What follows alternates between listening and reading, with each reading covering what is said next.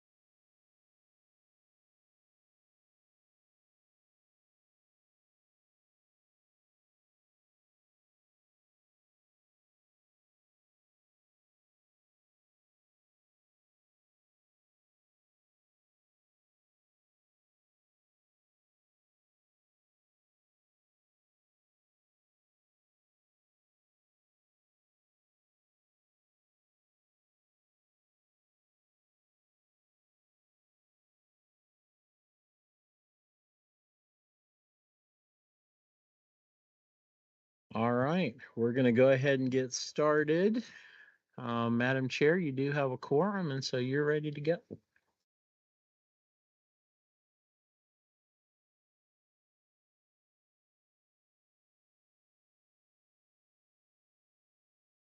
Hello and welcome to our Pikes Peak Commission on Aging meeting. I'd like to have everyone introduce themselves, and we do have a quorum and we do have a couple visitors online that I think we'll start with the folks online and have our visitors introduce themselves. Kathy, would you like to start off with introduction? Sure. Hi, I'm Kathy Sorella Smith. I don't know what to say. I don't have a professional title. I'm retired. That's okay. How long have you been on the commission, Kathy? This is my second year. So a little over a year. Okay, great. Next is Madison. Hi, can you hear me okay? Yes. Okay, perfect. Hi, my name is Madison. I work at Colorado Health Network here in Colorado Springs. We work with a good number of older adults who are kind of getting into the Medicare process. So I just saw some information about the meeting on the Council of Governments website and was hoping to get a little bit more information and maybe some connections by listening in, if that's okay. Absolutely. Welcome. Thank you. Penny? Penny Everest, Park County Senior Coalition Executive Director. Nice to see you, Penny. Tabitha Thomas. Yeah, my name is Tabitha. I work also at Colorado Health Network. I am a team lead and I assist folks with their insurance, and I am actually Maddie's supervisor. So thank you for having us. Absolutely. Now we'll start around the room. Dayton.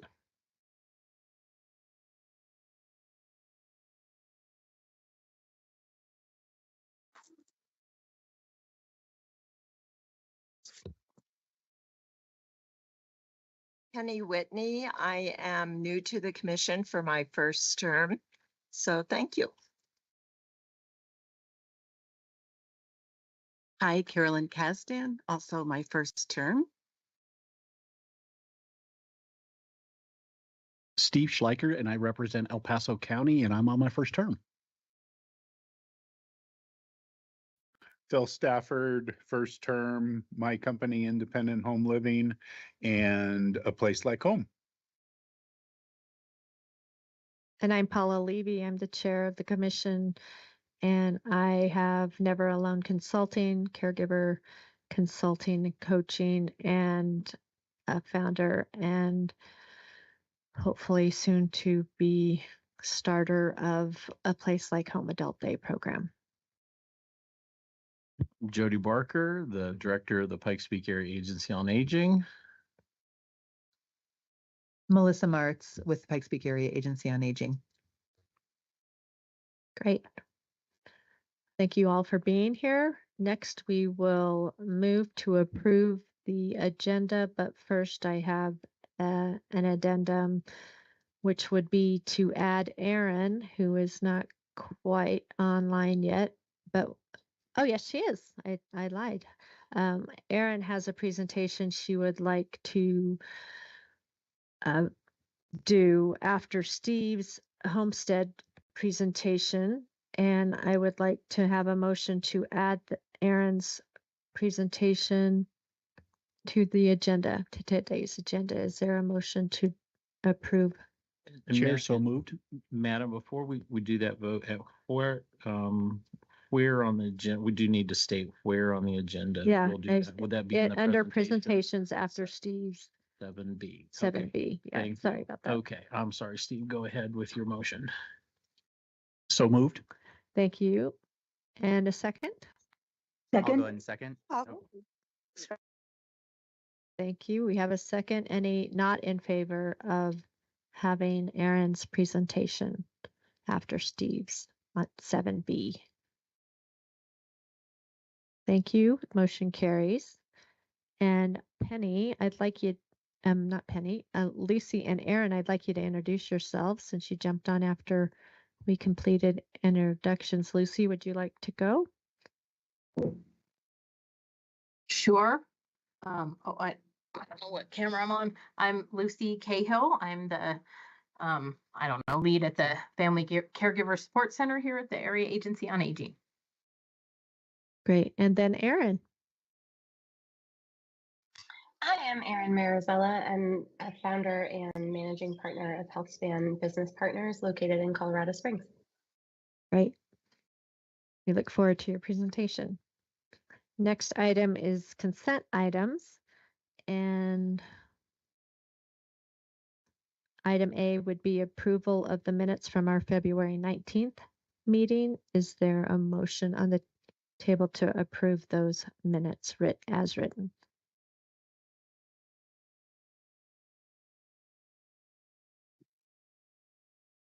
So moved. Phil Stafford. Thank you, Phil. Is there a second? second, Steve Schleicher, Penny second. Everest. Oh, I think Penny beat it to the punch. Any commissioner not in favor, please say aye. Hearing none, motion carries. And now we're moving on to action items. And Madam Chair, I want to point out that when the executive committee had met and spoke, we actually were putting under action items Penny Everest appointment from Park County. Okay. But I was reminded that, again, appointments we don't necessarily vote on because those are appointments. And so where we will talk about Penny's appointment is under the membership committee. So we won't have any action items, but we will have you can see a little attachment there next to membership committee, and that is Penny Everest's appointment that possibly Erin wants to talk about. Otherwise, I can talk about it myself too. So I will turn it back over to you, Madam Chair. Great. Thank you. And actually, I accidentally skipped item number 4, public comments and presentations. And do we have any public comments? No public comment requests were received for this meeting, Madam Chair. All right, thank you. And we don't have anyone in the room. Is there anyone online that would like to make a public comment? Hearing none. Now we move to item number 6, information items. And Erin, that will start with you. Item A, membership committee. I will have Melissa follow up on the membership committee because I know that we're at that point with the Park County commissioners, but I haven't been a part of the conversation since it was handed over to their appointment. Okay, great. So we did receive from the Park County Commissioners the formal letter that appoints Penny Everest as the Park County appointee. So we are happy to convert Penny's membership. She was an at-large member for Park County, but now she is an appointee in Park County, and that will then go forward to the PPACG board, again, just to make them aware that that has happened. And most people who've been attending the commission meetings are familiar with Penny already. And so we are happy to welcome Penny as an appointee from Park County. So any comments Thank from you. Penny or other comments? No, thank you very much for the appointment. And I'll share too that Penny, as she mentioned in her introduction, is Executive Director of the Park County Senior Coalition, which is also one of our service providers based in Park County there in Fairplay. And they also share an office in Bailey now. So. Thank you. Next is item And B. Sorry. I wanted to have one more celebration Oh, for yes. how excited I am that we have a new appointee, official appointee from Park County. And Penny, we're so happy to have you. And thank you to everyone who worked on pulling all the pieces together to get this done. It was a team effort to follow up and make sure that we had everything, all our ducks in a row so that you could join the board with us, Penny, as in a really tight, good communication relationship with the leadership in Park County there. So I can't wait to show you what I've been working on in Colorado Springs and El Paso County, and looking forward to working with you. Thank you very much. I look forward to working with you and everybody else. Thanks, Penny. All right. Next is item B, Policy Committee. The first one is the Colorado Center for Aging.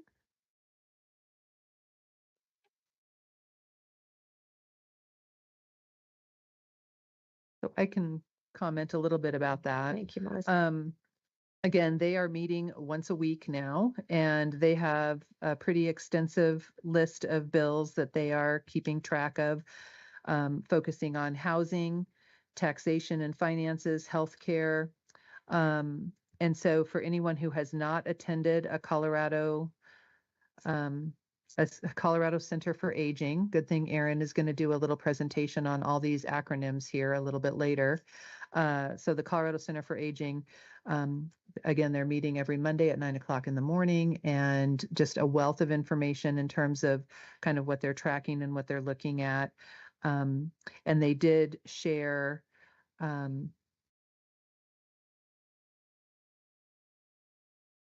some of the, again, kind of looking at homestead exemption, which Steve's going to talk about a little bit more here.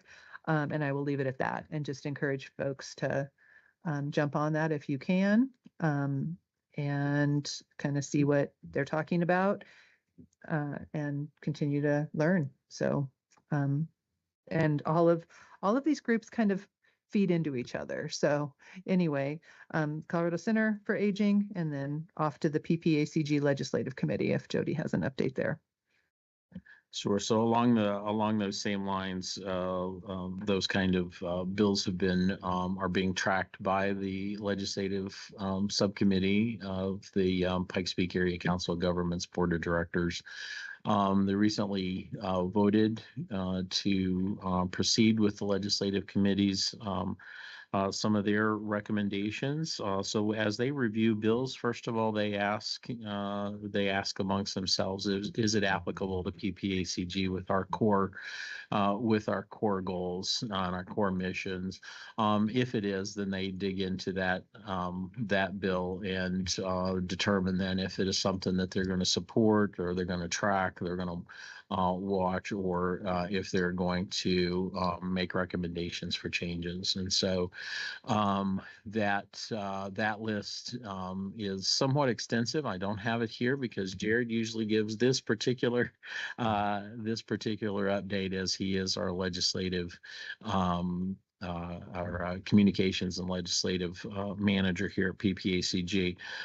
But if you are interested, the PPACG Legislative Subcommittee is meeting every other Monday right now during legislative season. Typically, that will tighten up to once a week. Excuse me.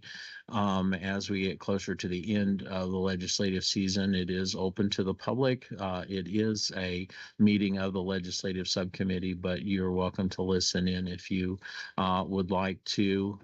You can also find those matters of record through the updates within our website for those budget or excuse me, for those line items. So the next legislative subcommittee is actually coming up on Monday, where they'll continue to review.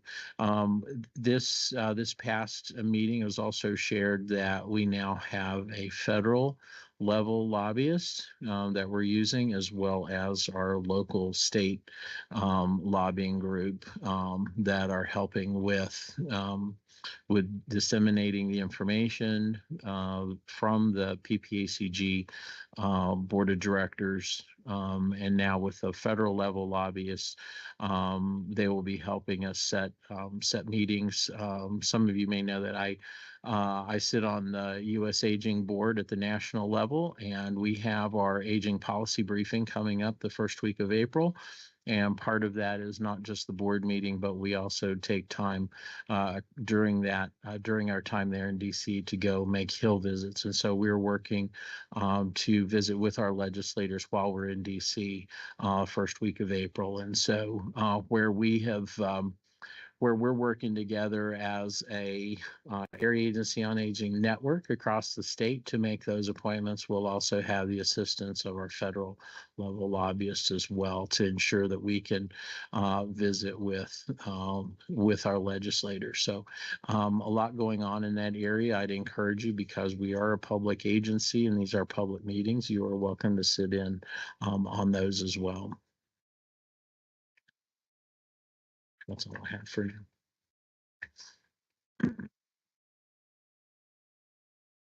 The Colorado, I did the Colorado Commission. Yeah, so that's the next one. So Colorado Commission on Aging right now, we have Penny is a member of the Colorado Commission on Aging. So if there are any updates you'd like to give in that. Thanks, Jody. And Penny in Park County, I have never been on any kind of committee where there have been two Pennies. So I will be glad to go by P2 so that we're not going, yes, no, it's not me. Very But good, yes. it's really good to know you. Most other Pennies are dachshunds. So I enjoy collaborating with you. Thank you. The Colorado Commission on Aging, like our local Commission on Aging, has a very focused agenda. They will be meeting tomorrow. So it seems like our meeting is always the day before, which makes timely updates not quite so timely. But what I will do is share with Melissa any pertinent points that probably need to be communicated with you all before the next Pikes Peak Commission on Aging.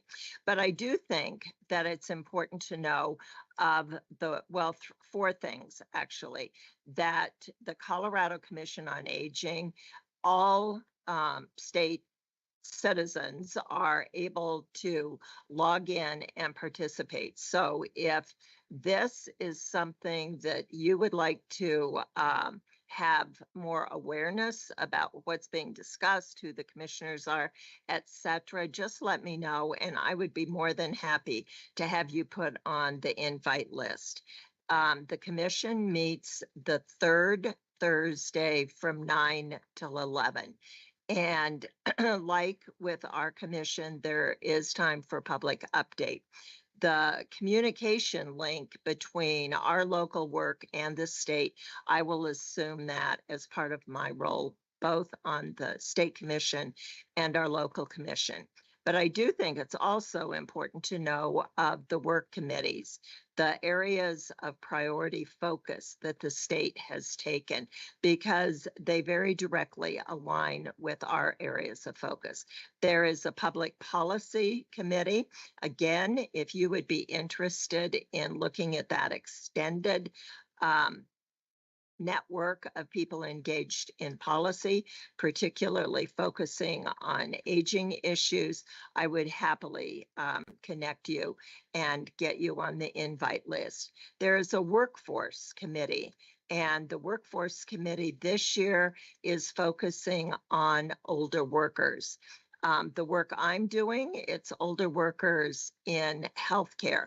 The state committee, and in fact, our workforce committee met this afternoon, is looking at older workers and how to encourage them and employers to reach out to them to become part of the current workforce. And so I will happily keep you apprised and updated.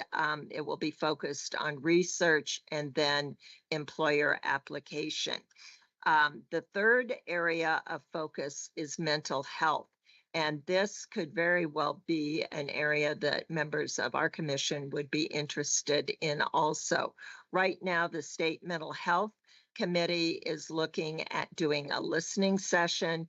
And Penny, this might be particularly of interest for you because they will be doing it focusing on more rural communities. So if you would like to have Park County included in that, if you would like to be a participant in that, happy to have you invited to the regular meetings. Each of these working groups work or meet on a regular monthly schedule. And the fourth working group is age friendly. And I think we will be looking actively at perhaps what the link between our community and age friendly and the state could be. So I will save that information for a bit later.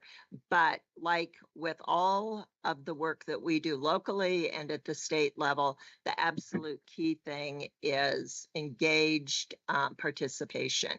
So if you're interested, happy to get you involved. Thanks. Yes, very interested. Perfect. Very interested. Thank you.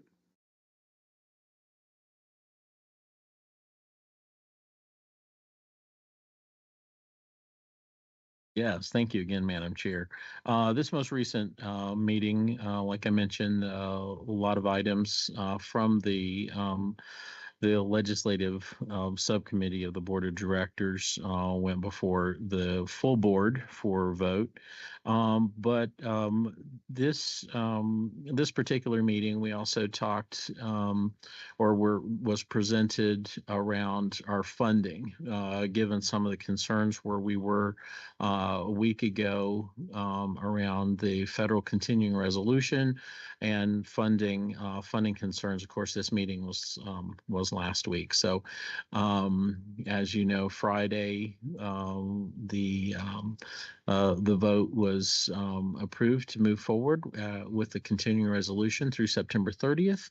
But what we did was shared with the board of directors some information around our overall grants. About 2/3 of our grants, not just AAA, but also transportation, military, air and water quality, et cetera, all depend on federal grants. And so about 2/3 of our grants come from the federal government. And so some of those are studies, some of those are implementation of plans and that kind of thing. And then, of course, with the Area Agency on Aging, our federal grant is the Older Americans Act mandate and funding that is tied to that service.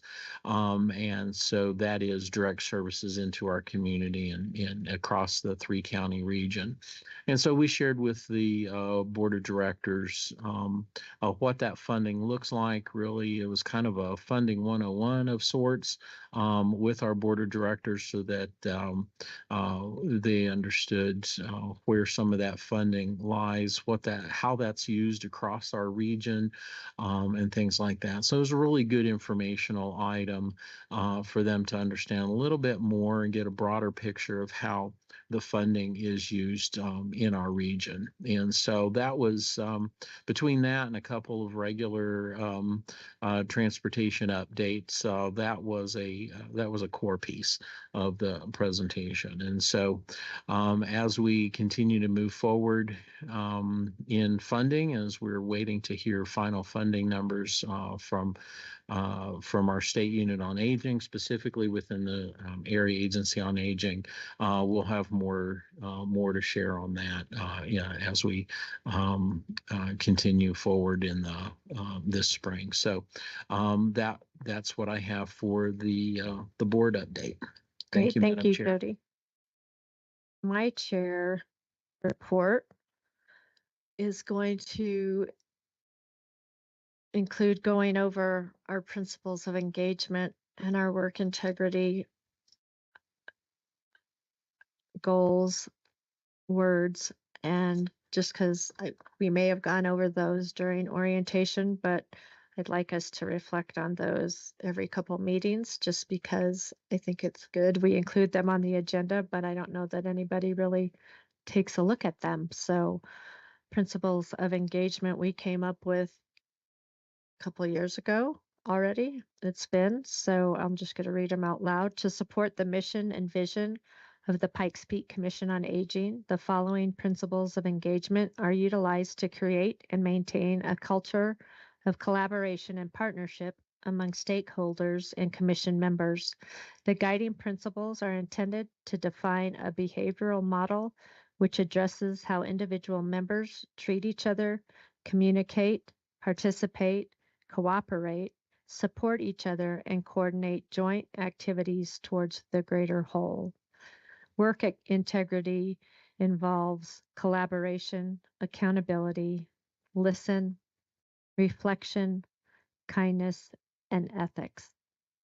And I just wanted to go over those for the group and encourage us to do that when you get the agendas, and just review those regularly, because we worked hard on those and I don't know that people look at them enough.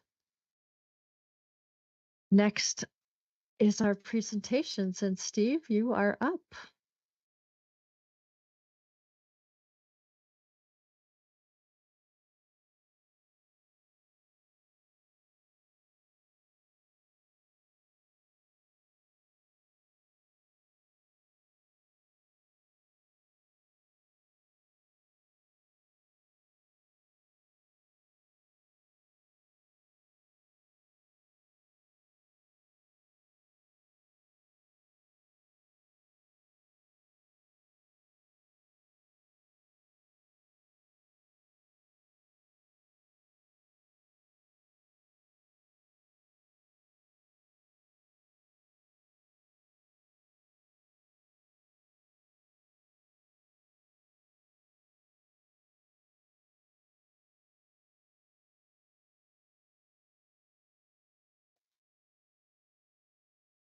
Are ongoing for this. Challenges and concerns, alternate programs for seniors that are out there. What is the local impact and the data here in El Paso County? One of the things is, as being the largest county in the state and the most populous, anybody want to guess how many seniors we have taken advantage of this program here locally? It's over 40,000. In addition to that is, how can PPACG support help us out? And then just go in and sit there and talk about any kind of questions that anybody may have. So the overview of the exemption is the Colorado Senior Homestead Exemption was established in the year 2000. And basically, I'm a firm believer that I believe history repeats itself. is we have to go back over 24 years to figure out why did the voters vote this in as part of our Constitution. And if you remember, is our housing market in the late 90s and early 2000s was absolutely red hot. I mean, people were sitting here, couldn't afford homes, interest rates were at record levels, just a number of different things. But we had our senior community collaboratively come together and just ask for help. People were being taxed out of their homes. Folks were actually walking away from some of their homes. And sadly, is if they can't pay their taxes, these homes go to county treasurer's tax sale, where a lien holder comes in, pays the taxes, they get a lien on the property, and if the senior or family member cannot catch it up, they lose the property. So basically in 2000, anybody agree with me that the value of a home back in 2000 is much different than what it is today? So the median at that time was $200,000. I don't think you could find a mobile home for $200,000 here in the state of Colorado. How would benefit senior homeowners in Colorado? So this exemption reduces the property tax burdens for eligible seniors. The intent in 2000 was to provide property tax relief for long-term homeowners age 65 and older. The age requirement, as I just mentioned, you have to be 65 years of age or older. You can actually apply a year ahead at 64 to ensure that you're in there on your birthday. The ownership and residency requirements, this is one of the most debatable requirements on this bill. You must have owned and lived in the home for at least 10 consecutive years. Now, a lot of our seniors, they turn their titles into a trust, or they do a quick claim deed and they add their children to it, and that's okay. As long as the senior is still on title, that 10 consecutive years is continuous. It doesn't matter if you turn it into a trust or do a quick claim deed to add anybody onto the title. And it has to be the primary residence, so it only applies to the primary residence. The benefits is a 50% exemption of the first $200,000. So the average tax relief to our seniors here in our community is between $500 to $600 annually off their property tax bill. The impact is there's no impact on local governments. All of this money is actually backfilled by the state of Colorado out of the general fund. The application process is extremely easy for our seniors. They can go online, they can have an application mailed to them, they can mail it back. It's just a very easy process where you go on, it's a one-page application. But what the thing is, there is a deadline for you to sit there and get on there prior to the books being closed by the assessor's office. So that is July 15th. The required documentation is applicants must provide proof of age, property ownership, and primary residency for at least 10 consecutive years. And all that information is in our El Paso County Assessor's Office. So you could just go there where you get the application. They have all that information within their database. And so many seniors come up there and apply each and every day. Future legislative changes. This is one thing that I will continue to fight for. So future legislative changes may include adjusting the exemption amount, modifying eligibility requirements, or implementing income-based qualifications. So funding and legislative considerations. This is the biggest thing where when you run a bill is they look at where is the money going to be coming from. And this is usually one of the biggest downfalls to this program is trying to find the funding.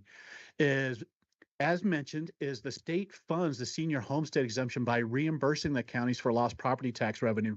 Those monies go back to our school districts, our fire districts, anybody that's dependent upon local property tax.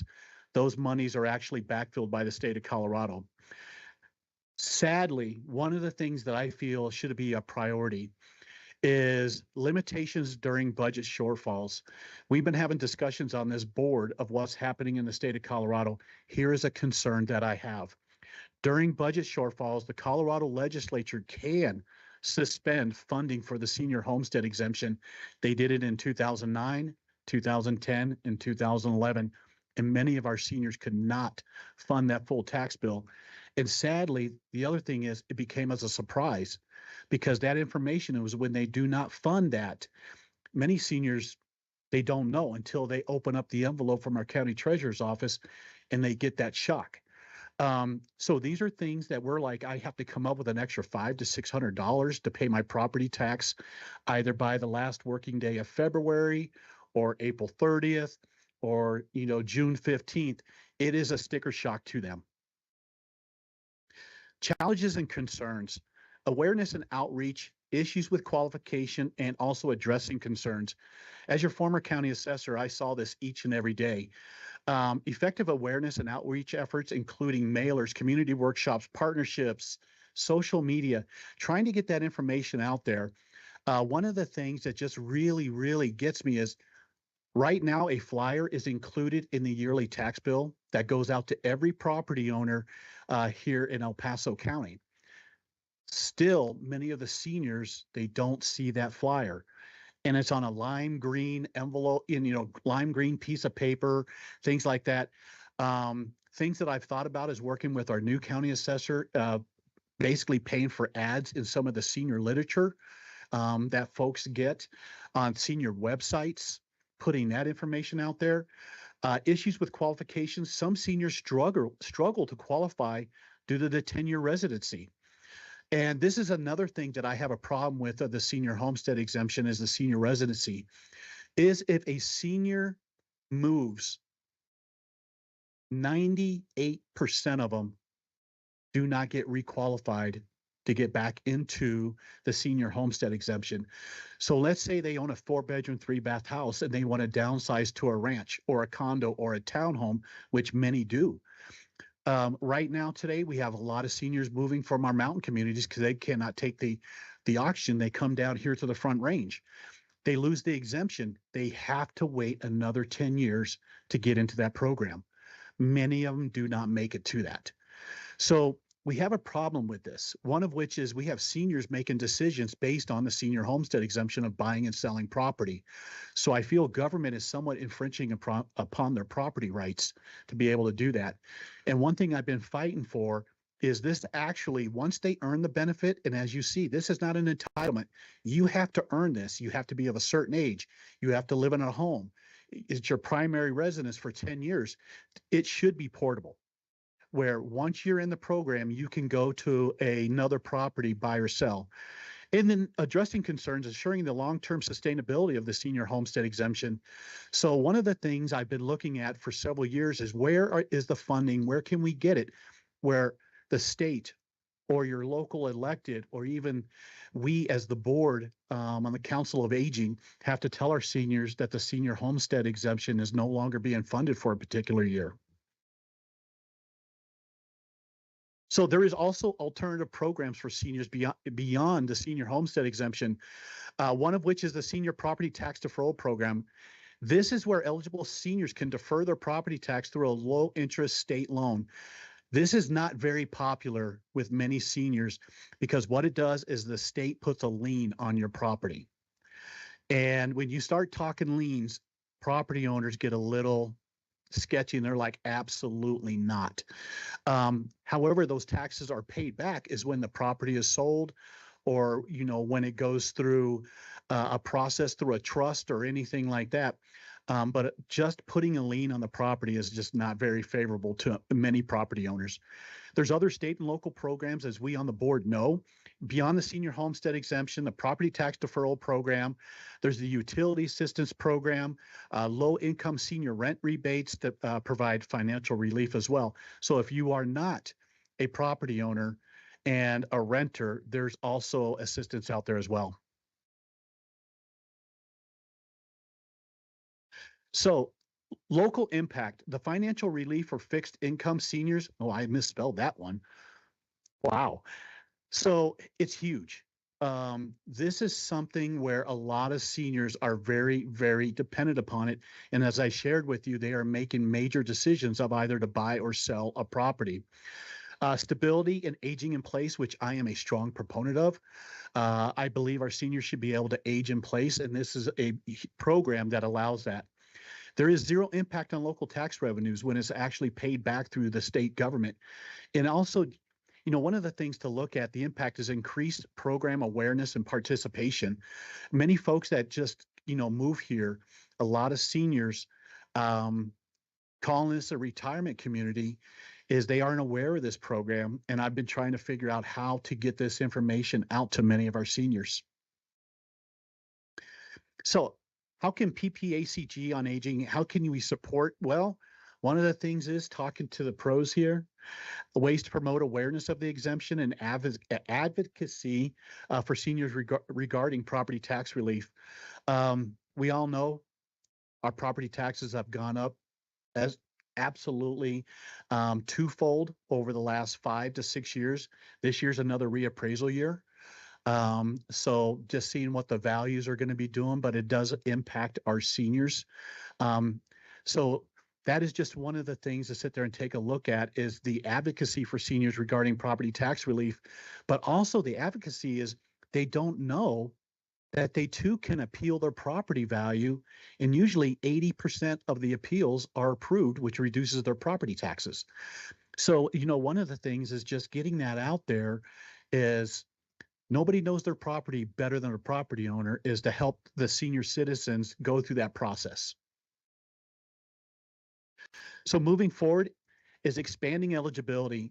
I feel this next year, I'm really going to be working hard on revisiting the 10-year residency requirement to accommodate seniors who have recently moved while maintaining long-term home ownership.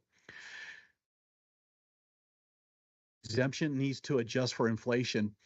As everyone here just shook their head no, when we're sitting there going, is today's value of a home $200,000 what it was in the year 2000? Absolutely not. We're over $500,000 as far as the median value here in El Paso County. And I don't think that is affordable. Secure, stable funding, looking at, getting the funding to secure it, where it's one thing that has to be funded each and every year, which is something that would have to go to the voters. And in my opinion, there is no doubt in my mind the voters in the state of Colorado would absolutely vote yes on this. And exploring additional tax relief options, income-based adjustments. We had some conversations about that where folks are like, based on your income, should you be part of this benefit? Or if somebody is, let's say, in $1 million home, should they be in the senior homestead exemption? Whereas compared to somebody that's in a $250,000 home in Pleasant Valley and is having a hard time getting by. So there's a lot of conversations going on with that as well. So I just put my contact, but I just wanted to share is I look forward to working with this board. One, not only educating and why this is so important, is I am willing to put up the fight with the legislature. If there's any discussions in regards to not funding this, it would have a major impact on our citizens here, not only in El Paso County, but the state of Colorado. But just wanted to sit there and just share with you guys why some of these changes need to occur. Because as I mentioned, starting off, as history repeats itself, is in 2000, we were in a very hot market. Interest rates were up. Folks were sitting there and basically doing premium bids to get into homes. Guys, when I was your county assessor, I saw deeds coming in where people were paying $100,000 over asking price to get into a home. And they will never see that money out of that. But what's happening is seniors were being basically taxed and valued out of their homes. And it's the same thing we're seeing today, 24 years later. And this is why I feel this can no longer be kicked down the road and putting it off to the side. Because if we don't address it, we're going to see a lot of our seniors no longer being able to afford their home. Are there any questions? You guys are easy. Any questions online? Thank you, Steve. So I do have Okay, a question. great. This is Melissa, and hold on, Cheryl, hold on to that presentation, because I feel like on the slide where you talked about addressing concerns, which was maybe 6 or so slides in, let me see. Right there. Addressing concerns. Next one. Oh, shoot. Oh, Yeah. So this was the local impact and data, that was really good. But then go back.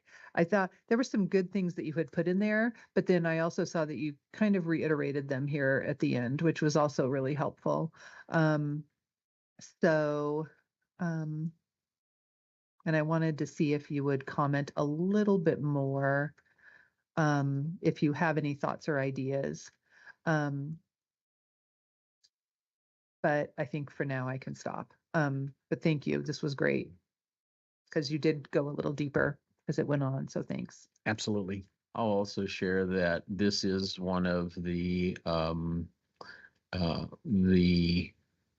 continued core and priorities from the PPACG Board of Directors and the legislative subcommittee is to search out opportunities for making some of these changes, because this really does need to grow with our current senior population. You touched really briefly on that portability, and that if portability is built into the Homestead Exemption Act, ultimately that also frees up larger residences across the county for those incoming families or folks who need something a little bit larger. And so that portability is not just to allow people to move, but to carry that exemption with them, as Steve touched on. And that is something that has continued to really had a lot of pushback at the State House, and something that PPACG Board of Directors and Legislative Subcommittee continue to work on and to vote towards. So just so you all have that context as well, this is definitely a hot topic every year. I had the opportunity to sit on a planning group 2 years ago with Senator Larry Liston as he was working on some of that new language. And that year, veterans were added to the list, but the portability and the increase in the property values were not passed as part of the bill, as we know. So, yeah, I think it's going to be a continued conversation every year until we really get this bill up to date with where we are today. Yep. Thank you very much. Jody, I Steve. appreciate that. And I remember you helping Larry with that, Senator Liston, as I was on the other side as well. Because one of the things that were part of that bill is, if you remember, it was Gold Star spouses, where they were added as part of the exemption for the disabled veteran. But again, this is something that I personally saw each and every day as your county assessor, where folks are coming in and just asking for help. And the 10-year residency requirement, and also not having the portability aspect, is something that we, as leaders in our community and voters, need to help them out and change. Because when you have over 90% of seniors that are in the program, they have to make a decision based on health, moving down to lower altitude, or being close to their dialysis center or things like that. They are losing this benefit. Steve, excellent presentation. This is super informative. I'm glad to hear, Jody, your insight of like this just kind of being a focal point here. And I guess I have two questions. One of the slides had pointed out kind of that pause in 2009, 10, and 11, Yep. Considering the state budget at that point. What does that climate look like today, considering our current state budget status? And just so that's one question. And then I have a more tactical question of how we as a commission could get involved a little bit more in terms of the awareness aspects. I think the political climate today is much different than what it was in 2009, 10, and 11. Our seniors are voters. And, and just saying how it is, it would be political suicide to not fund a senior homestead exemption here in the state of Colorado. So I believe our legislators absolutely prioritize that as soon as they start the legislative session. But as much as a whole, the state of Colorado is in trying to dig out, there is no doubt in my mind there's been some conversations about this. And that's really something we have talked about. A couple of years ago, it was brought up that they were not going to fund it, and we fought back pretty hard. And the governor was like, "No, we need to fund this." But it could happen, and it's scary because a lot of our seniors don't know that this is funded each and every year. It's not a guarantee. So, Sorry, Steve, quick follow-up to that, since it's like looked at every year on an annual basis, is there kind of an alternative of moving that term to be reviewed on a longer basis? So it's not kind of like you're on the edge of your seat every year type of dynamic? Or is there any sort of funding mechanisms, alternative funding mechanisms being evaluated right now? if you're starting to think like Steve Schleicher, you need to get some counseling. Send me the invoice, which I absolutely. There's been discussion because, every 2 years is a reappraisal year. Property values really don't change that much. And to me, it's like, you should do it every 2 years or every 4 years, putting it out there and prioritize it. And there's been those discussions, but the state is really, they don't like to commit 4 years out. They just go year to year to year. But to me, there's been discussions of excess Tabor revenues.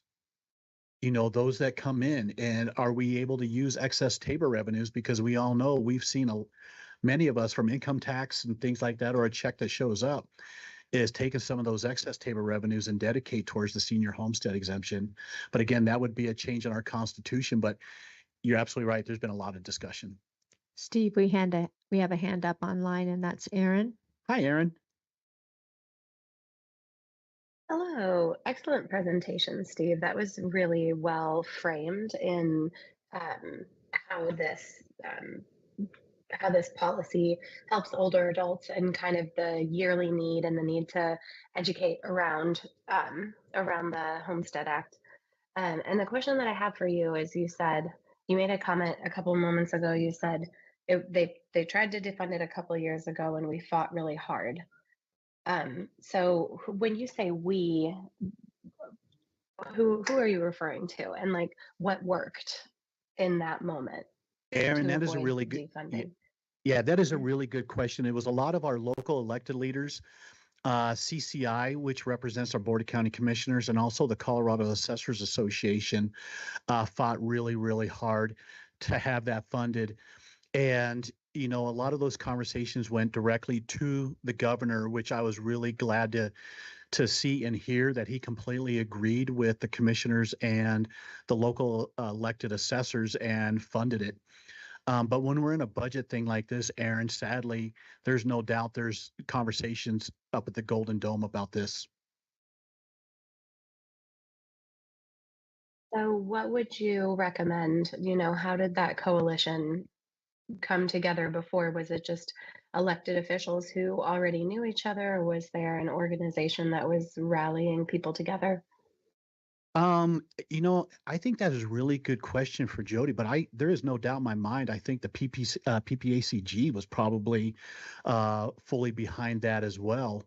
And not only working with city council members, a lot of local leaders, and but if it does come up, I will share with you, Aaron, there is no doubt that every municipality here in El Paso County, PPACG, the county, Monument, City of Colorado Springs, Fountain, everybody would sit there and basically say, you know what, we need to look at someplace else because this needs to be funded.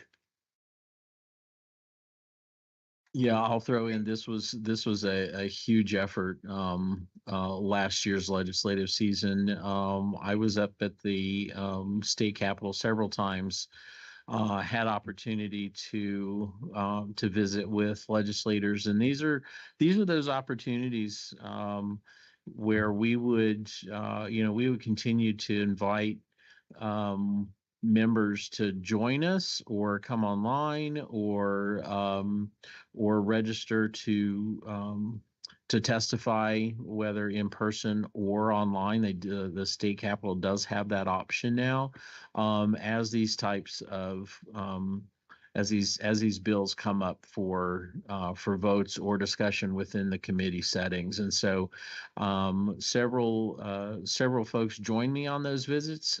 Doesn't necessarily mean because you're coming with me that you do have to, but just that you have to testify. But I would say just it was such it was so nice to be in some of those rooms, and just the volume of people who were there to support what we were testifying about was just really great to see that energy.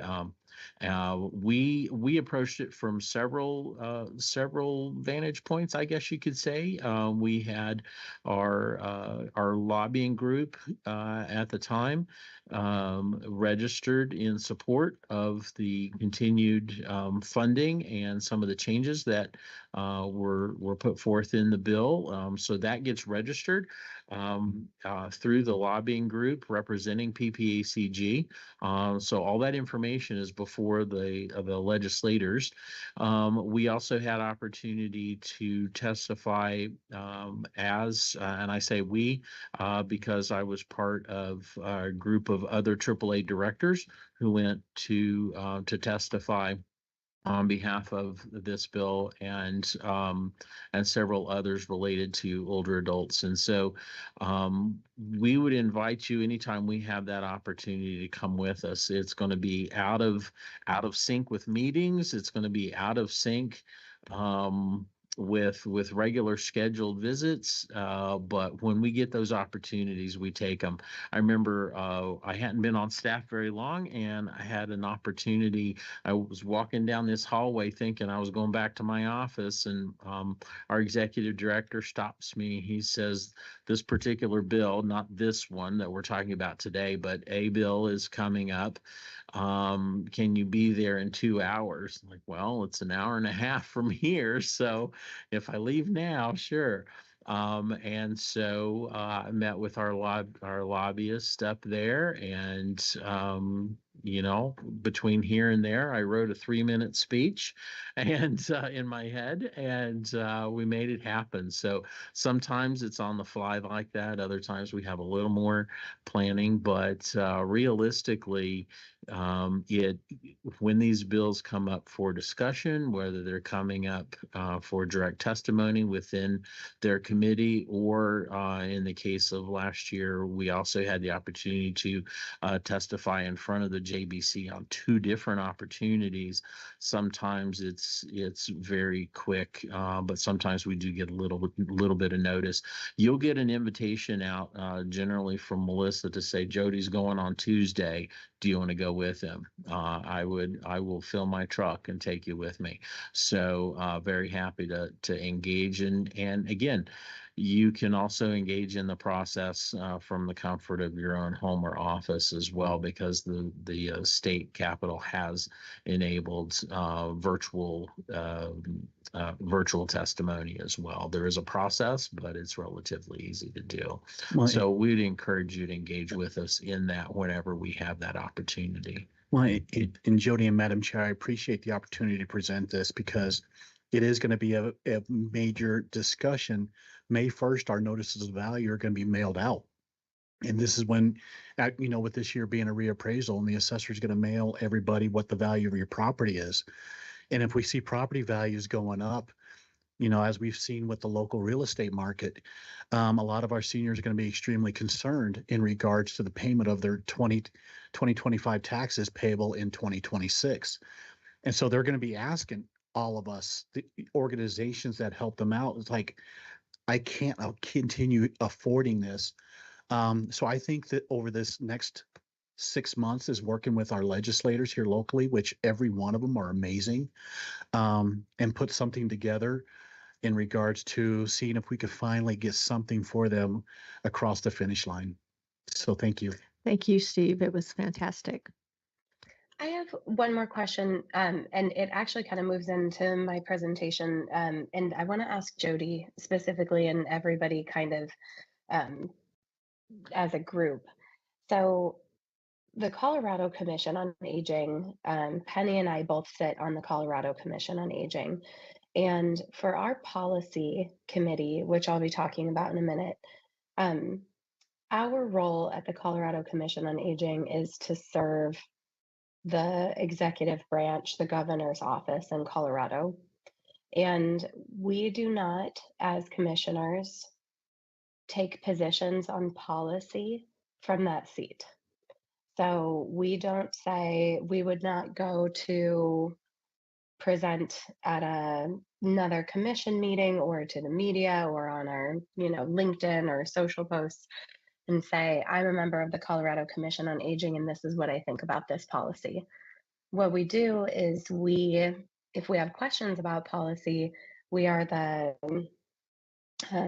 liaison between the legislative and the executive branch, and we communicate positions that those different branches would take on policy.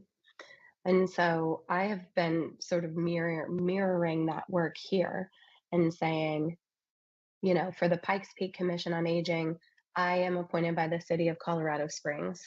So I would not go to anything. I wouldn't go anywhere and say I'm on the Pikes Peak Commission on Aging, and this is what I, Erin Marizella, as a commissioner in Pikes Peak region, think about this policy. But I would talk to the city of Colorado Springs and say, does the city support this? And if they do, then that is a message that I would take. So I feel like a messenger for policy stances for the government entity that I'm serving is what that comes down to. And I'm wondering if there's a formal process for this commission, especially because, what Steve has shared is very important. And I think that part of our role is to make sure that things like this that impact older adults are brought to people's attention and that we help people understand the best way to serve aging in our region. So Jody, probably specifically, and everybody in general, I'd like to just know what our steps are and what we can do reasonably as commissioners. Sure. Really great question, Aaron. And just as you introduced it can be a little bit of a tricky balancing act. I served on the Colorado Commission on Aging for 8 years, and there's some times where you just want to jump out of your seat and go storm and talk to your legislators or show up. But you're right. I'll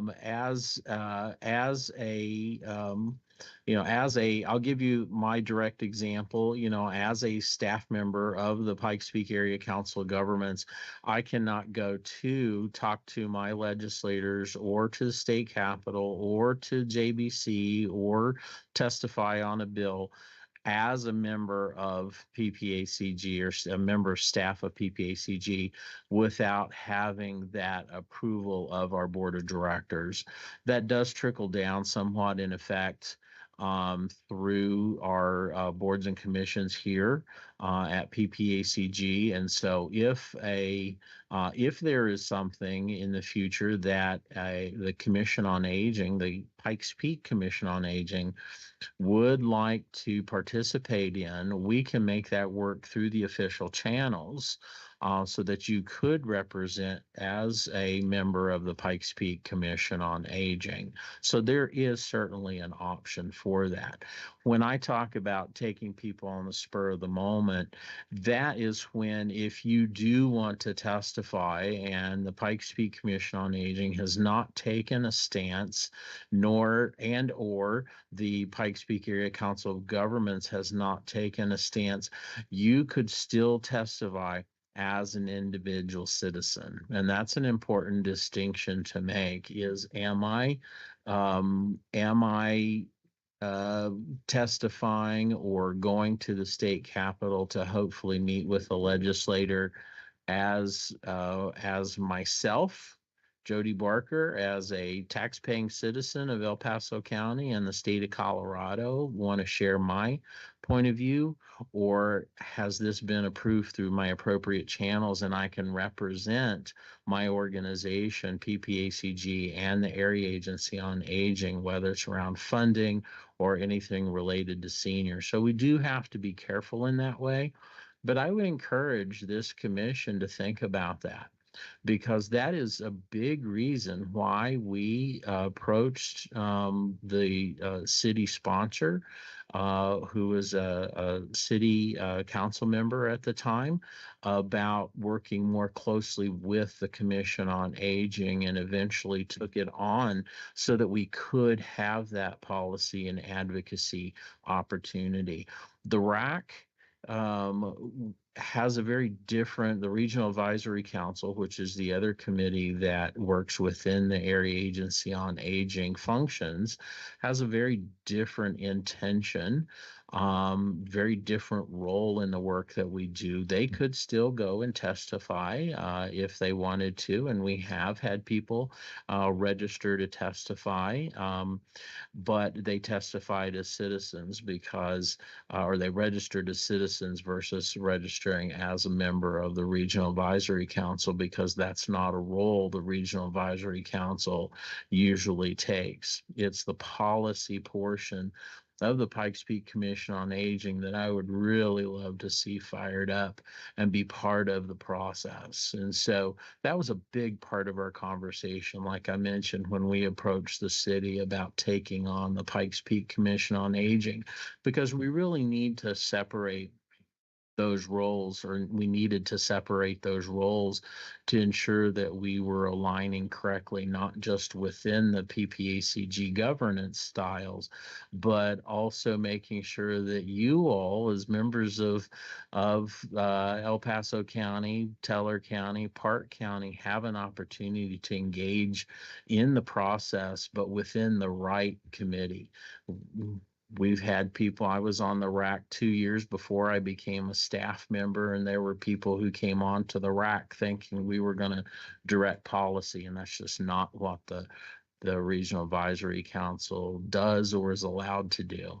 And so there are appropriate steps to make that happen.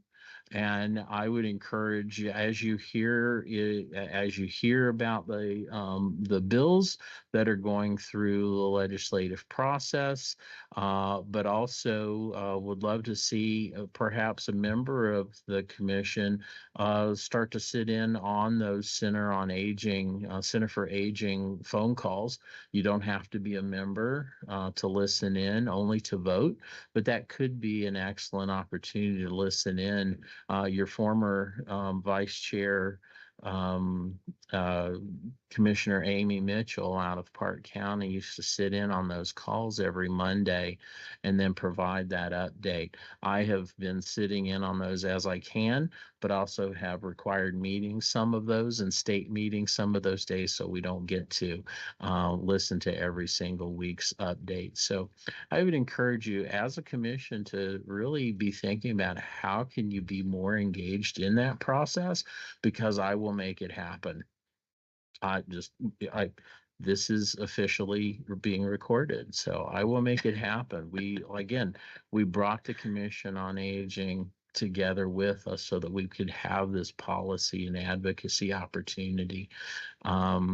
So as we think about the roles and the work groups and things like that, I would encourage the commission to really be thinking about how to be further engaged in the policy and advocacy side of the house. I'm just wondering how comfortable the back of your truck is.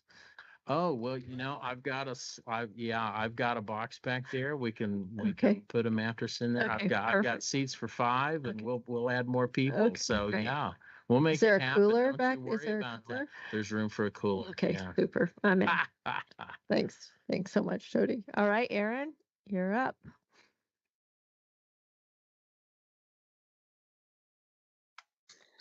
Okay, thank you. So in our last meeting, we talked about the difference between CCOA, PPCOA, and CCA.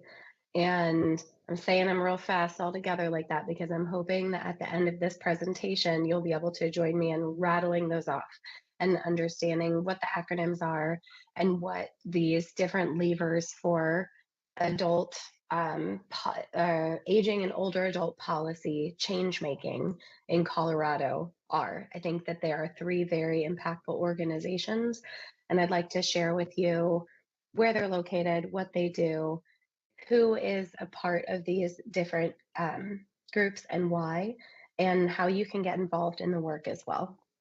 as PPCOA is a really important part of the puzzle in Southern Colorado. And we'll go to the next slide, please. So to start, I just want to share what I think is a really important stakeholder framework for policy. And it's not just aging policy. I think that it's anything that we're trying to do, anytime we're trying to make a change at the government level.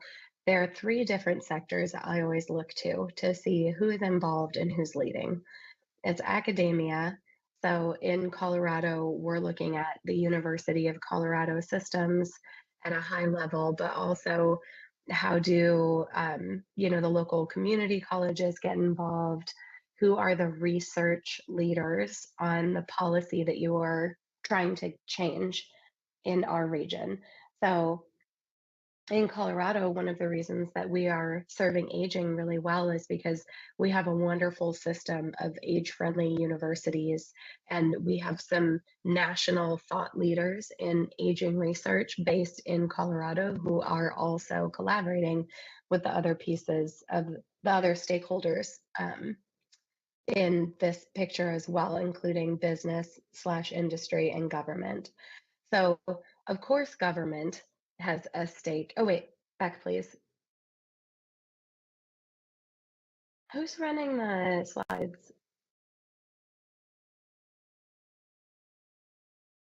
Are they advancing automatically?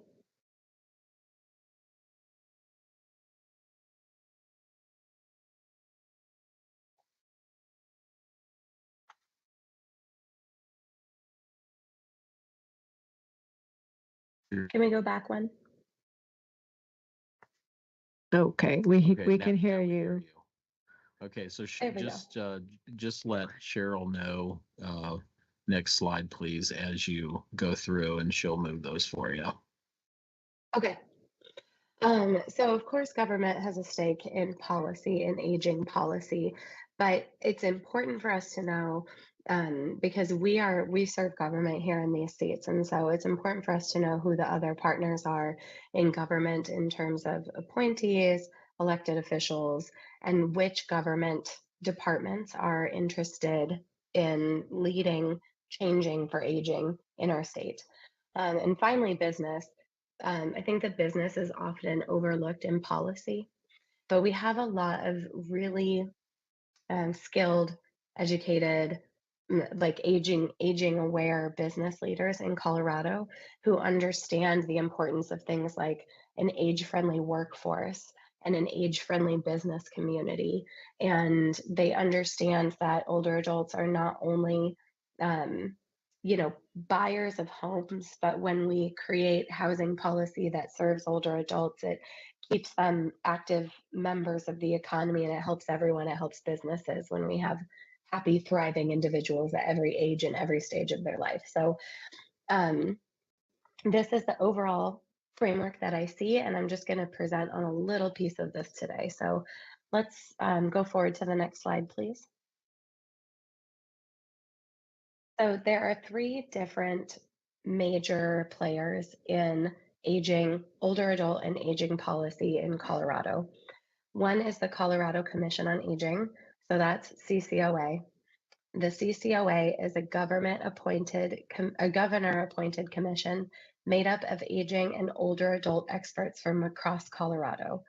So the way that the Colorado Commission on Aging is formed is the governor appoints people to seats according to different districts in Colorado. So Penny Whitney here on this commission is also a member of the Colorado Commission on Aging, and she is appointed to serve our region. Is that correct, Penny? Yes, that is correct, Okay. Erin. So Penny is appointed and she fills a seat that serves this area of Colorado. I'm appointed by the governor for public policy. So I'm the chair of the Public Policy Committee for the Colorado Commission on Aging, and I serve the entire state. So everyone on the commission, of course, serves the entire state, but Penny gives voice to aging in our region from the seat that she is appointed to on the commission. There are over 330 commissions and boards in Colorado. And I think that it's fantastic because the way that the Colorado Commission on or the way that commissions in Colorado operate recognizes the fact that one arm of government, the executive branch of government in the state of Colorado, cannot possibly know the grassroots details of these 330 different focus areas. So our role, which I'll go into a little bit deeper in a minute, in the Colorado Commission on Aging is Penny's role, for example, is she's been appointed there because she is an expert on aging in this region. So if the executive branch has a question, they get the answer for that question from Penny.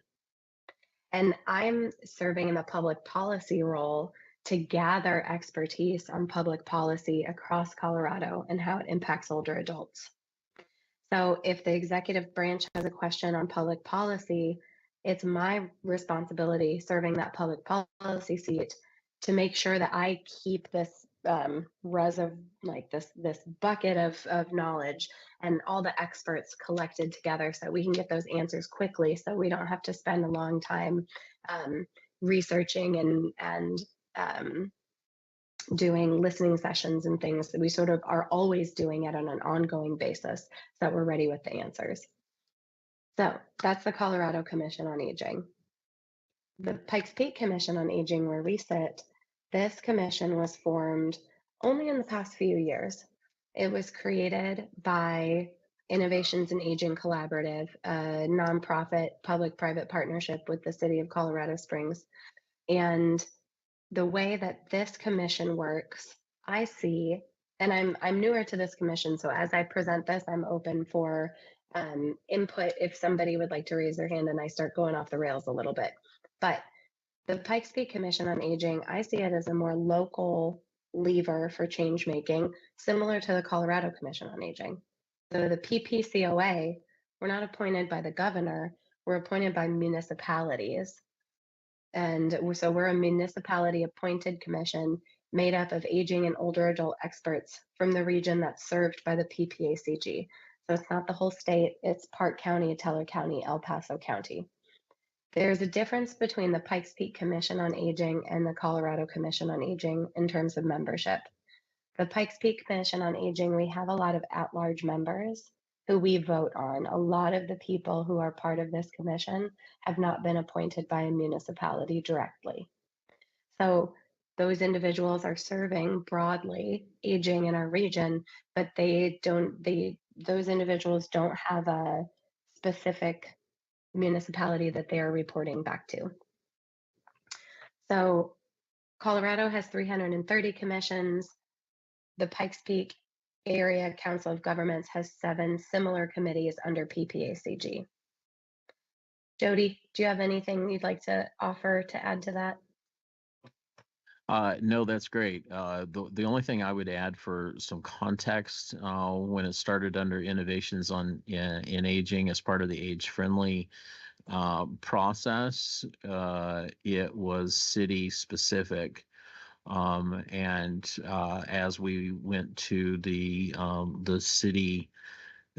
city council member who was the sponsor for the Colorado Commission on Aging at the time, one of the discussions that came out of that is how could we serve the region more broadly or partner with the Commission on Aging to serve the region more broadly. And by the time we finished the meeting, the city council member says, well, it sounds like it should live with you instead of just the city. And so that began the conversations to bring it into the Pikes Peak Area Council of Governments within our structure so that we could serve seniors across the 3-county region. I know one of the challenges that the Colorado Commission on Aging faced was because it was city only, but that, the city sits within El Paso County.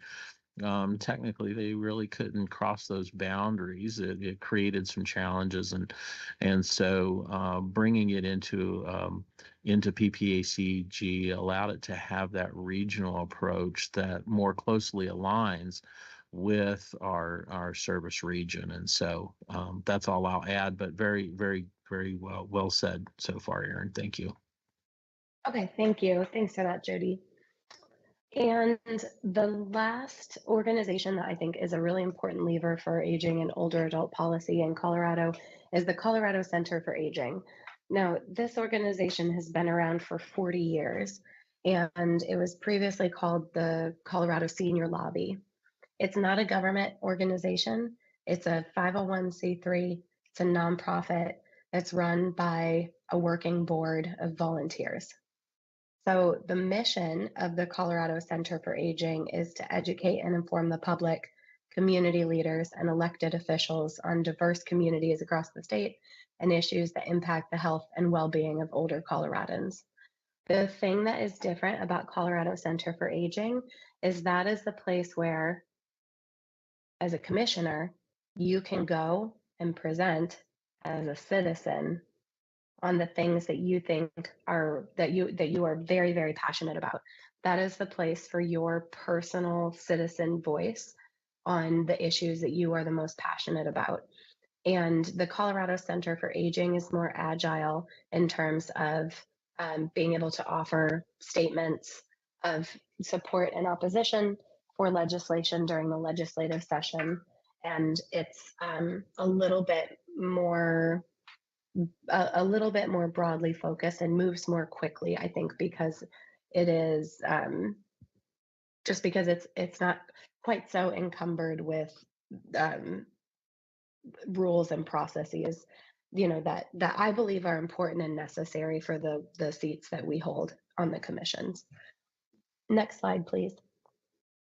Hey, before you go on, Erin, this is Melissa. Yeah.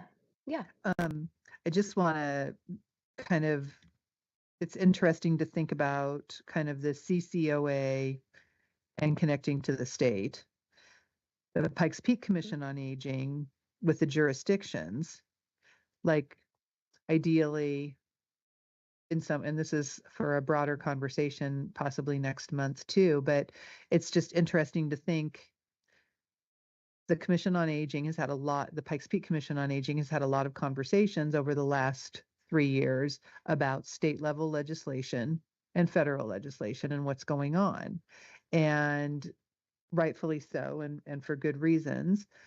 But when you think back to when it was the Colorado Springs Commission on Aging, the conversations were literally focused on how do we make Colorado Springs through the city council more age friendly.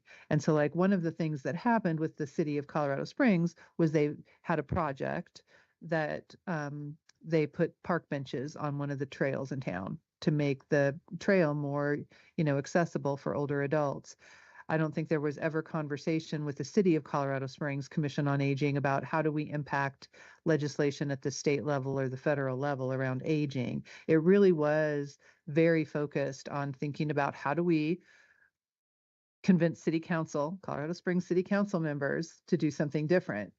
And so that is, I think, a really interesting nuance that has not been really brought up because, again, once this became 3 counties, the 3-county region, and we've had so many really important issues being talked about over the last couple of years at the State House, I think there's just been a lot of a discussion about how do we do things at the state level. So I'm going to just kind of pinpoint that for possibly next month for this group to dig into a little bit more if you want, or if not, that's fine, because technically I'm not a commissioner member. But I'll tell you, for those of you who know that I sit in on executive committees, there's just a lot of discussion that goes on there with folks and information getting shared. So just kind of keep that in mind. I think that's a very interesting piece that was brought up today. And now that the Pikes Peak Commission on Aging has, some good membership in Park County, as well as, of course, El Paso County, the city,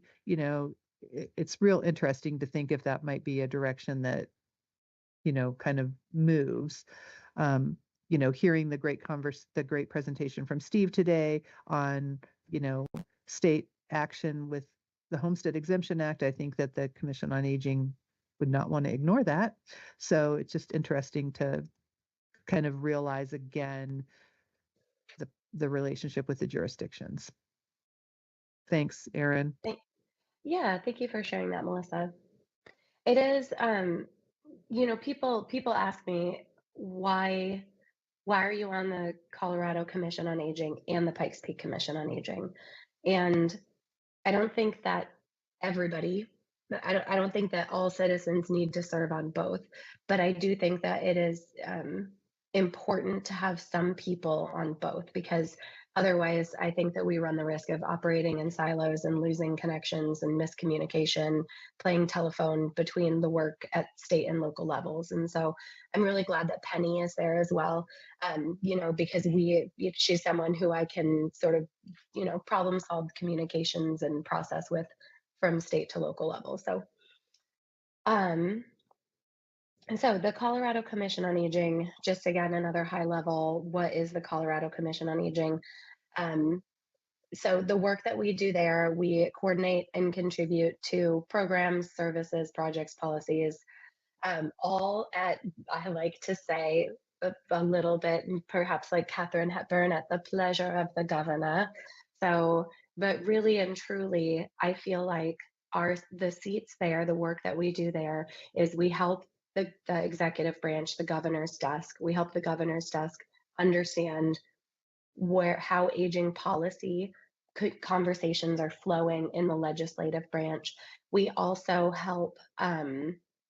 We are helping to craft and give information and expertise to the Colorado Multi-Sector Plan for Aging, part of Lifelong Colorado, and the Plan for Aging at the state level, strategic action on what these large strategic plans should be for the entire state. Next slide, please. So what we do at the Colorado Commission on Aging, we pave the runway for aging well in Colorado. We offer our expertise by advising the shaping of very high level policy. We're also a pipeline to local voices and for local voices. So when I'm at the state capitol, I know the names of the elected officials, and I've let them know where I live, what I know about it, what is going on for aging locally. And I also help people in my community, people both who are serving aging and people who are aging, which of course is all of us, understand what policy means, how they can get involved, what the legislators are saying, what is possible or not possible.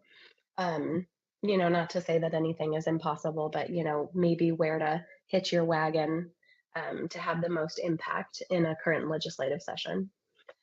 We set the tone for aging and older adult policy, and I think that this is really important because there were some election season town halls for aging policy across Colorado in general. This wasn't just with the Colorado Commission on Aging, but there were some listening sessions that were held across the state last fall, and I was surprised how ageist a lot of the conversations were coming from people who were running for office. And through no fault, no ill will, right, on the part of these people who are running for elected seats. But part of what we do at the Colorado Commission on Aging is we help elected officials understand the realities of aging. We help them reduce ageist messaging. We help them reduce ageism in legislation that's being entered in the state. So I think that's a really important part of our work. And I think that it takes all of us to help advance the right language, age-friendly policy, right? And we also signal to our community that our state cares about and is interested in the needs and opportunities of aging. Not all states serve aging in this way. Not all states have a commission on aging. I went with the Colorado Commission on Aging to CES this year in January. CES is a big tech conference in Las Vegas, and there were hundreds of thousands of people there, and there were 2 state entities who had sent any representatives. It was Colorado and New York. And it helped me realize how important it is. Our governor, no matter, the struggles and the issues that we feel personally about aging policy, and, it's always going there, it can always be done better. And we have a commission on aging. So our state government thinks that it is important enough to take the time and the effort to bring together experts across the state because they want to get it right. So it's a really good place to be growing up and growing older, and I'm glad to be here in Colorado. Next slide, please. So how to get involved with the Colorado Commission on Aging. We have 4 subcommittees. Penny Whitney talked about them a bit earlier in this meeting. So the subcommittees are age-friendly communities, public policy, workforce, and mental health. You can join a subcommittee by Googling Colorado Commission on Aging subcommittees. It pops right up. There's an application process, but it's super simple. You don't have to be a commissioner to be a part of a subcommittee. We need all the help we can get. It's all volunteer run.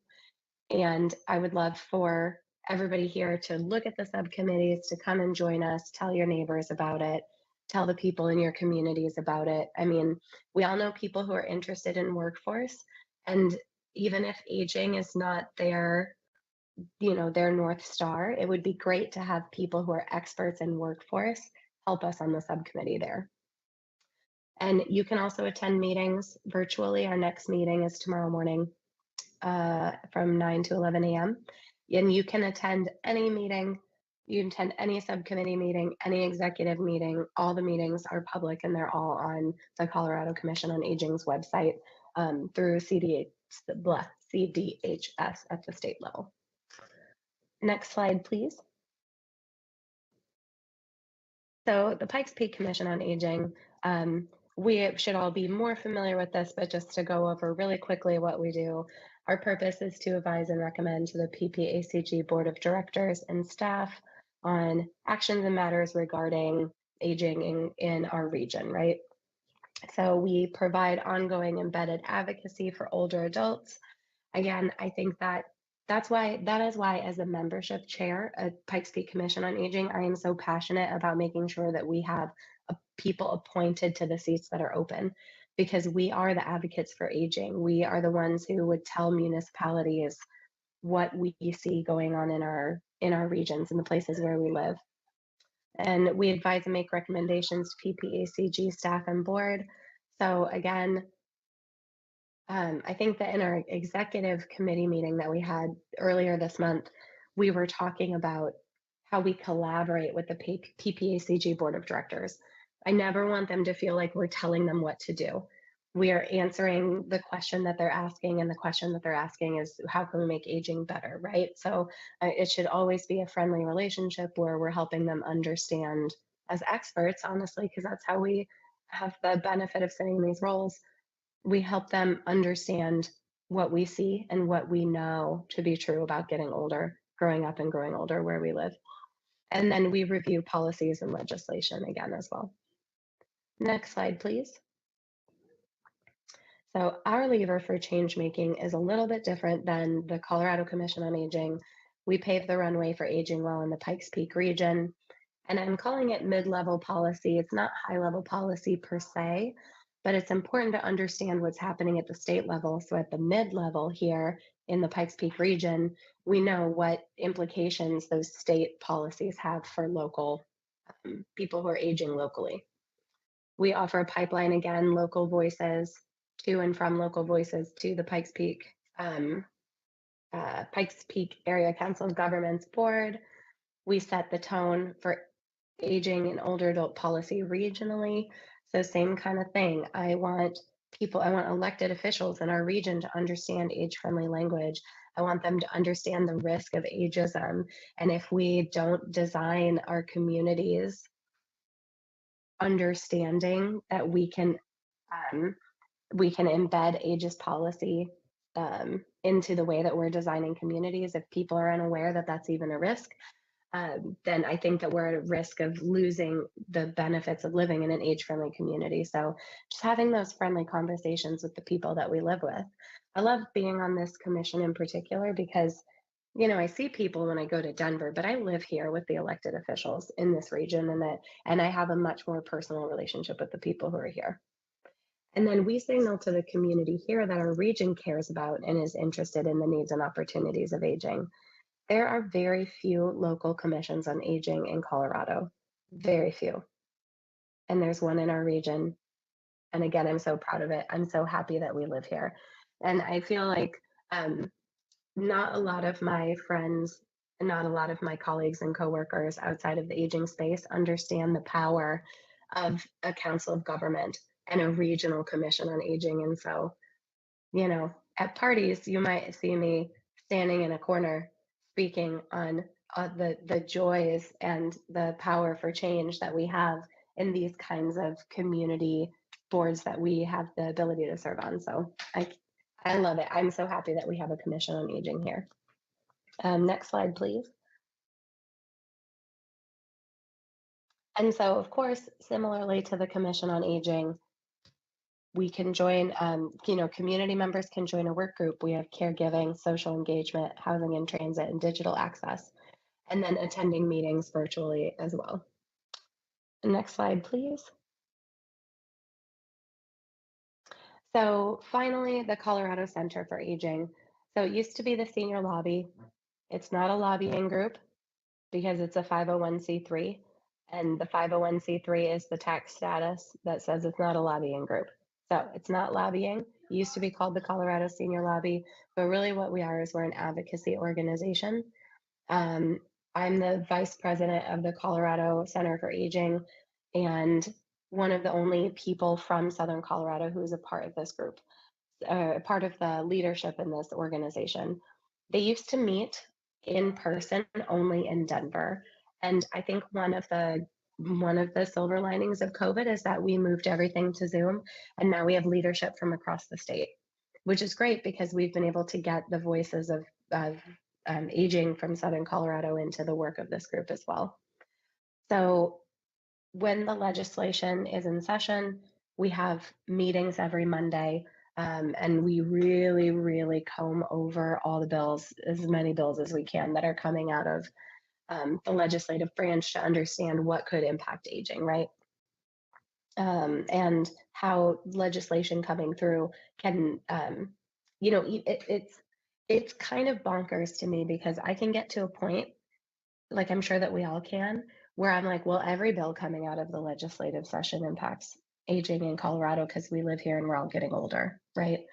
But the great thing about the expertise of this organization is the ability of the members of this organization to look at stuff and to identify, to filter out, like, what do we have the greatest impact in and what will have the greatest impact for older adults if we choose to address these issues specifically. Next slide, please.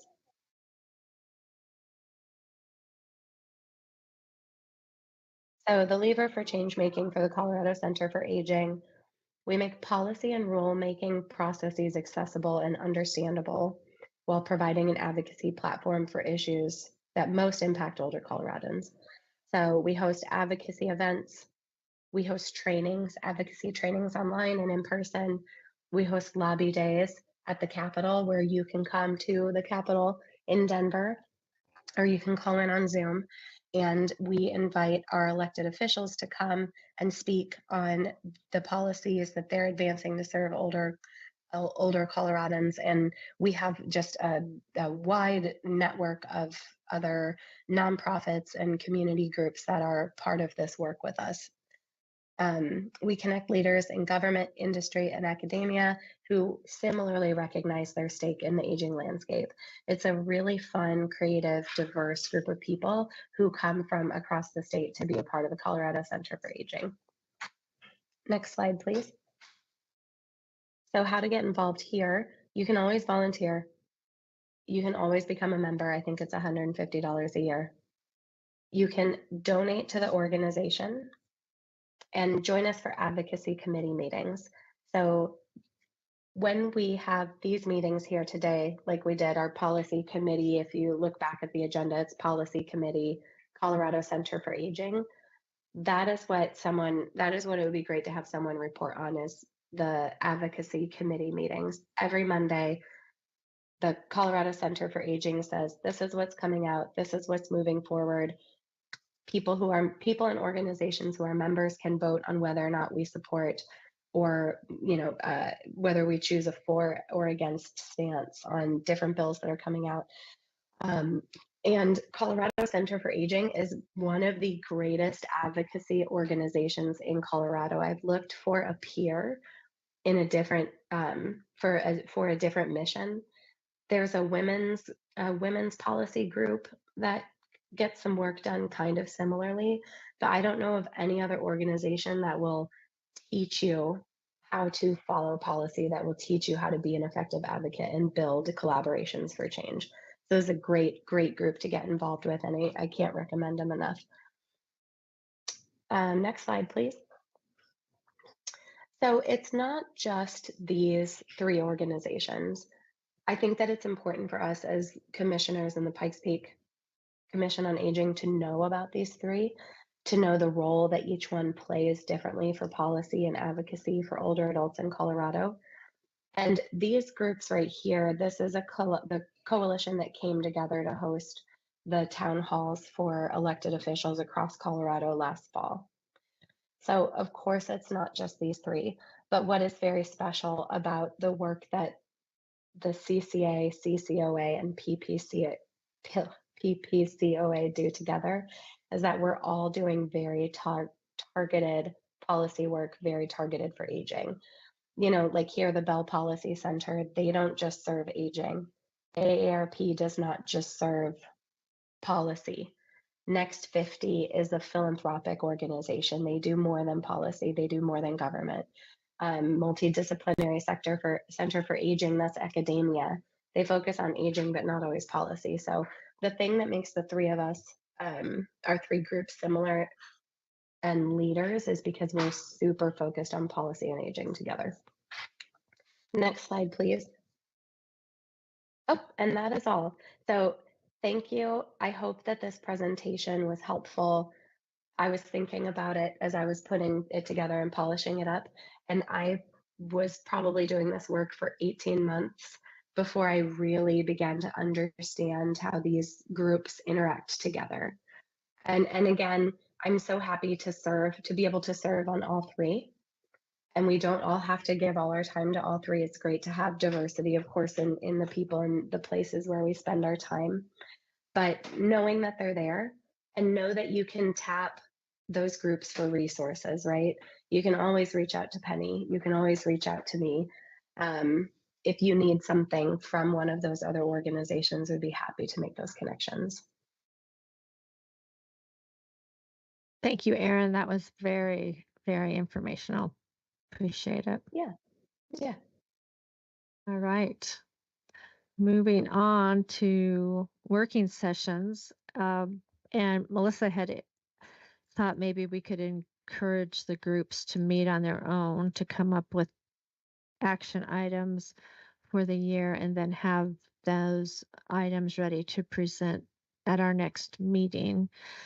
Do we have a list of folks who have signed up for each group, and could you share those in an email, and then we could know who's in whose group? And then I do have that. There's a handful of people who are in 2 groups. okay, Also hoping that after we kind of have a little update on the age-friendly reconvening that happened, that might help kind of guide a little bit more what's going to happen with work groups too. okay, So great.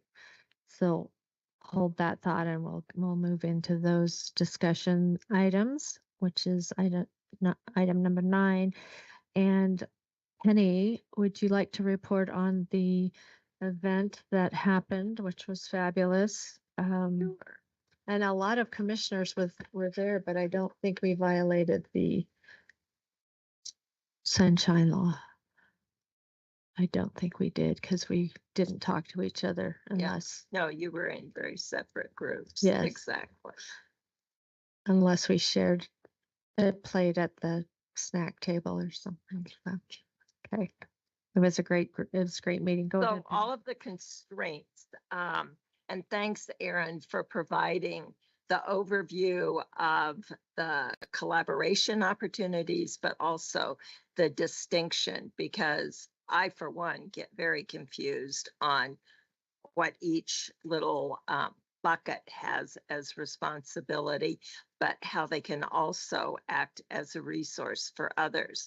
So March 13th, I'll provide just a bit of background context on this, was almost an ad hoc convening of the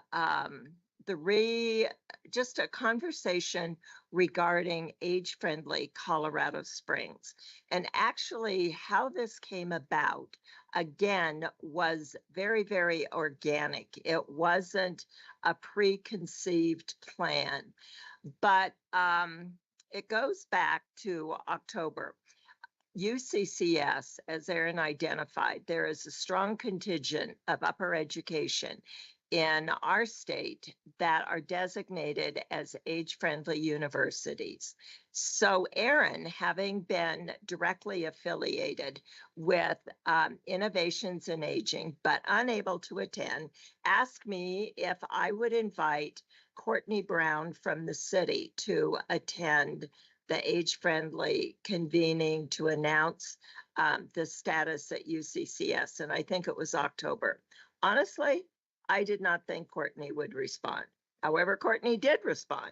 And she said, I would be delighted to go. And so we met and we started talking about our community and the importance of changing demographics and the opportunity for doing meaningful work. And Courtney is, I think, an example, and Steve, certainly you see this in the work you do and have done for a lot of years, of a young person that has grown up in the community, has gone away for professional reasons, but has come back to the community.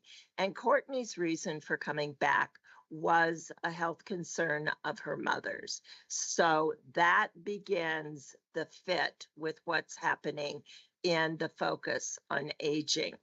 And Judy Scott and David Lord were two primary leaders in the Colorado Springs age-friendly activities through Innovation in Aging, as was Aaron for many years. David was there from the very beginning. And when I introduced Courtney and said she's really interested in this work, David's idea, what do you think we could collaborate with the city, knowing that the city does not own age-friendly actions anymore, but they're interested in them, to reconvene a group. So actually how this group that convened on March 13th was just individual people saying, I know this person, could you ask them? Very, very informal. Net, about 30 people came. It was a very informal conversation facilitated by Courtney Brown from the city, looking at age-friendly domains. 7. What do you think about them? Is there still energy, excuse me, for doing age-friendly work? And then the synthesis of the breakout groups with what they're thinking were documented on flip charts. That will be debriefed on Friday. Also a part of that meeting was an indicator of, would you, as one of the 30 people attending, like to see the continuation and the re-energization of age-friendly work in Colorado Springs? Would you be willing to serve on a volunteer steering committee? Would you like to keep apprised of what's going on in the community? So David Lord did the compilation and the synthesis of those individual response sheets. And this is just a takeaway of what David sent out this afternoon, and who the people were and where the areas of interest were. But in my mind, I see a direct connect, and I'm new to the Commission on Aging at the Pikes Peak level. So pull me in if I'm going sort of a little rogue here. But in the work that I do, I see this group, and particularly with the history that actually the concept of a Commission of Aging was begun as part of Age Friendly. It is now a regional effort, not just a city effort. I see that we've got potential intersection and synergy between the discussions that happened on March 13th and perhaps what we look at as our go forward plan. So know that I have an agenda item here. But David identified out of the 7 domains, the response of the 30 participants identified the top 3 as housing, health and wellness, social connections, and wellness. And you will see that when you look at the work groups, there is some alignment between what these 30 people saw as top community priorities for Age Friendly and what the Pikes Peak Commission sees as priorities for time focus. And there was an idea. I sat and listened to several of the groups, and there was a feeling that the overarching importance of all 7 domains was there. The reality of doing meaningful work and having identified action come out of 7 domains was probably less realistic, given that majority of the work will be done by volunteers. And so the one of the suggestions David identified and was consolidating technology, communication, and social connections, that there were lines of intersect that could bring together those 3 into one larger group. And there are probably other ideas too. But David did indicate that there is high interest. He did not identify the specific people in people being part of working groups. These were people that professionally were engaged in aging activities. PACE was there, AAA was there, people that had not-for-profit businesses. The housing was represented with a couple of different participants. The university, UCCS, was well represented. So it was trying to bring together informally this group of people that have and continue to have an interest in age-friendly Colorado Springs. So I don't have any definitive, these were the outcomes. Those will probably be they will be identified on a debriefing meeting on Friday. But could I be so bold at that debrief meeting to suggest the possibility that one of the things that concerns me is ground energy, community energy for activities is great. It's passionate. But I've been a member of this community for a lot of years, and I'm probably the poster child for aging in place. And one of the challenges is not the passion, but it is the process for getting things done. And I think that we are at a point where we need to be accountable. To whom are we accountable? One of the powerful things I see in the Pikes Peak Commission on Aging is the direct link to PPACG, to AAA, to other networks within our community where it would be very appropriate for us to do a mid-year, a year report on what has been accomplished, because that was the number one question. It's not that it was important, but what's happened, what's been accomplished, what's being done now. And I think that we've got to be accountable to our community for that. Or I fear it will be a lot of passionate people with great ideas that will be sitting in a compiled summary in some room. It would have been great. So I would love to have the discussion. I certainly can't decide to do it, but I think that there would be opportunity perhaps next month, if it fits the agenda, we'll have the debrief and to see if, as commissioners, you think there is a fit in energy. And I would be willing to volunteer to lead that effort because what I'm doing sort of intersects with a number of those areas. So I would, I know that's probably a very vague overview. If you've got questions, happy to answer them.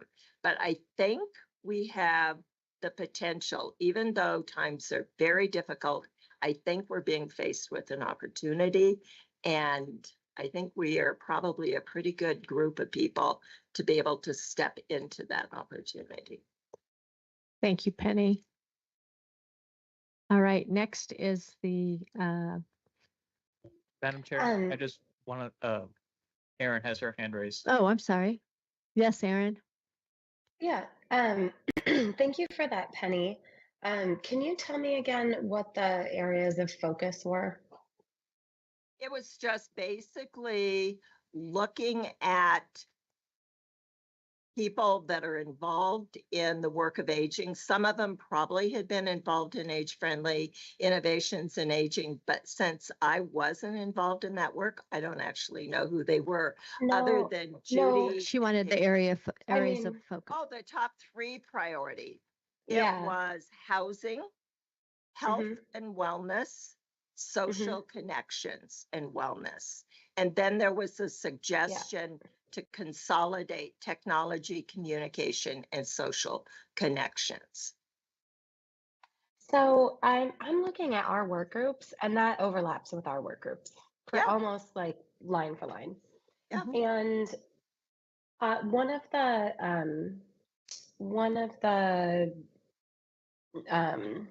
I can't think of what the right word. The word that's coming to me is critique, and it wasn't really a critique, but there was a critique of innovations in aging, that it was duplicative, that the work was duplicative, that age-friendly work, the survey that was done, why is the CASOA not enough? Why is the state level survey of local work not being used instead? And where else can that work live? Why are people not communicating between work groups? This kind of stuff. And so, when you're talking about what's happening, with the revitalization of age friendly in Colorado Springs, and exactly what you said, that like the passion is there, but the administrative piece that makes it happen is not. Like, and I'm just spitballing here, throwing this out. But like, why not call the work of Age Friendly Colorado Springs into the Commission on Aging and say, we have these work groups already. Why don't we do this work together? Why would we do it separately? And maybe there's a good reason to do it completely separately. No, I think that's exactly right, Erin. I think that's exactly right. And that way we don't have, because I would love to be a part of those conversations too, but like at the end of the day, like it gets to be a lot of meetings and a lot of emails and a lot of follow up and a lot of communication between the two. I think, and it's not my initiative. And I would definitely, want to talk to Courtney, because Courtney has been a fantastic advocate for this work. And I'm so excited about the energy that she's brought into the city for keeping the age-friendly work going. And I would just love to have it be one work group meeting once a month, even if it's Age-Friendly Colorado Springs plus the Pikes Peak Commission on Aging come to our collaborative work group on XYZ. Yeah, I think the Commission on Aging actually provides that predictable forum. But the city, like the state and the region, Courtney facilitated it. Courtney's involvement was as a person. It wasn't as a designated representative of collaboration or representation of the city.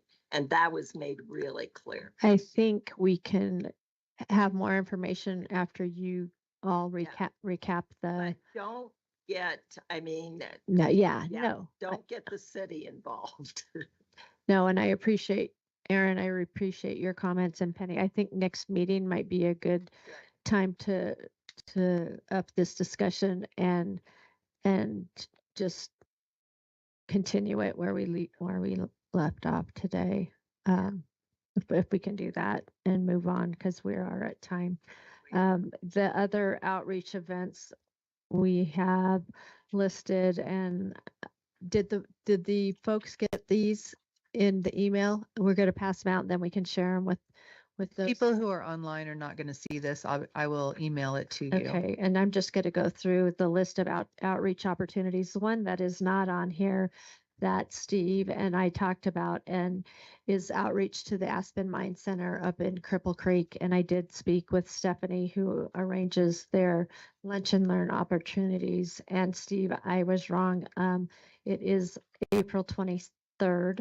It would be a lunch and learn opportunity for us as commissioners to go up and share what we are up to as a commission with that lunch group in Cripple Creek. We can also bring volunteers with us to help serve that meal and talk to them while they are eating. We have the opportunity to sponsor that meal, and I have an idea about that. And I can send out an email regarding more specifics on that.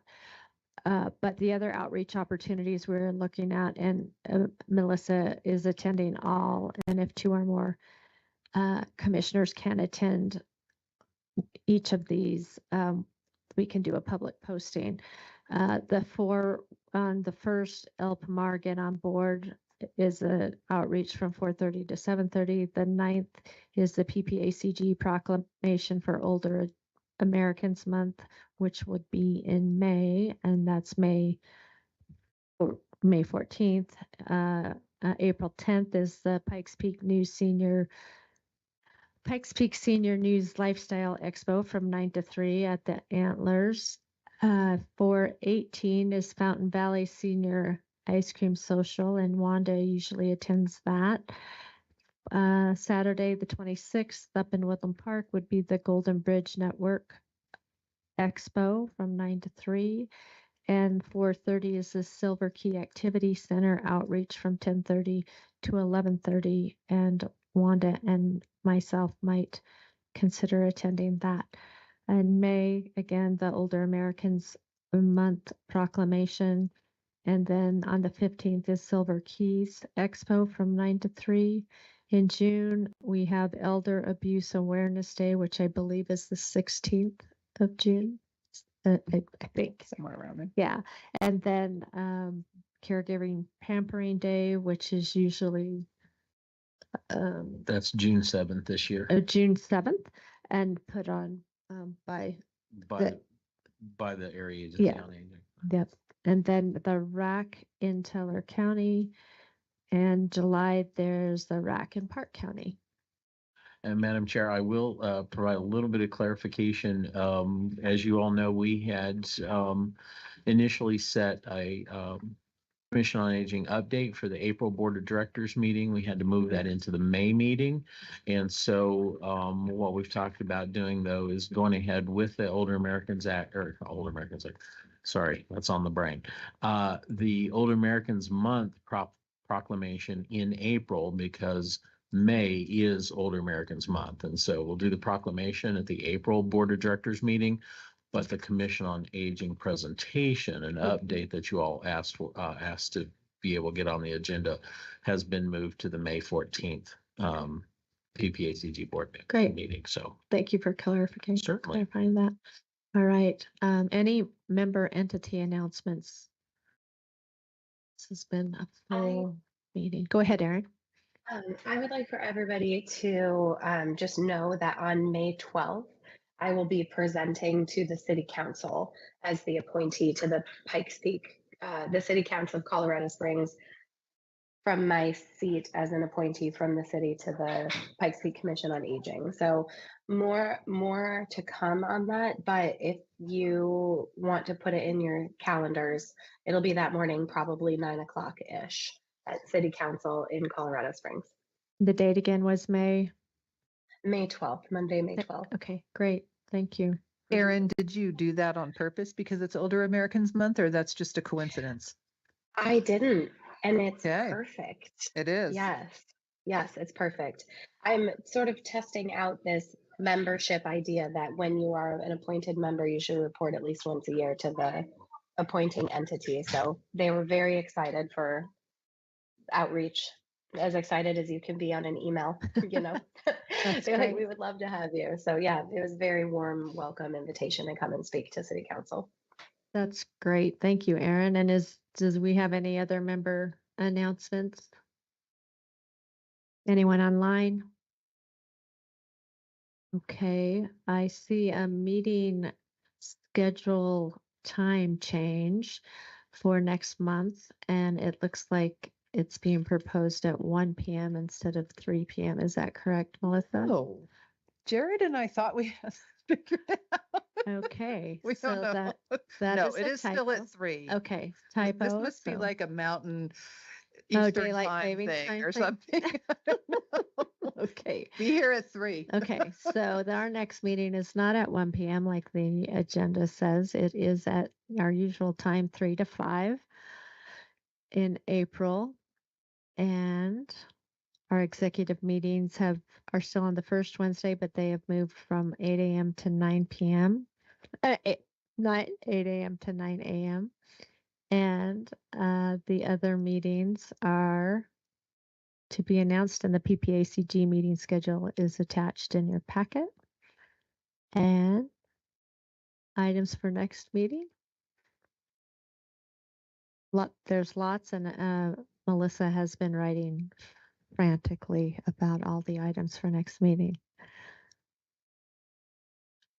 Okay, and I believe this meeting is adjourned. Thank you. Thanks, everyone. Thank you. Thank you.